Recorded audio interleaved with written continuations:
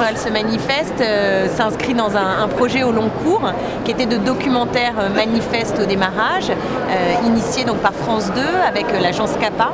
Et le documentaire d'Andrea Rollin s'appelle Elle se manifeste, Viol, Elle se manifeste, et c'est 6 femmes qui témoignaient à visage découvert de ce que nous, en l'occurrence, avons subi.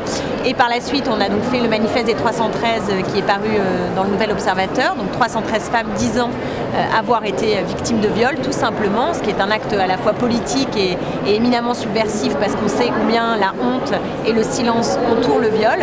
Et dans cette démarche-là, il y a eu de très nombreux témoignages qui ont été déposés sur le site de France Télévisions. Et l'idée de ce livre, c'est de laisser une trace de tout ce mouvement-là et de permettre à ces témoignages de vivre, d'exister, de circuler et de faire en sorte que les victimes de viol se sentent moins seules et aussi que la société entende et comprenne ce qu'est le viol. C'est vrai que ce qui a permis l'émergence de ce mouvement et donc de ce livre, c'est l'affaire DSK qui a été un moment de cristallisation où le viol est sorti de l'intime, du tabou, pour devenir un sujet éminemment politique. Et à partir de là, je pense que les femmes ont vu leurs paroles se libérer.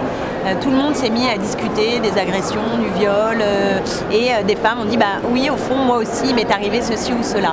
Et je crois que le manifeste n'aurait pas eu lieu s'il n'y avait pas eu cette affaire DSK. Et le mouvement me semble être beaucoup plus large.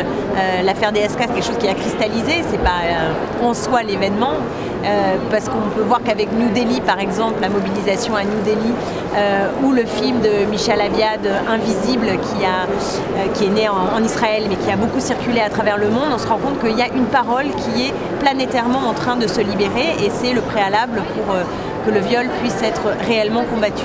Ces textes, ces témoignages, ils fonctionnent un peu comme les monologues du vagin d'Eve Ensler.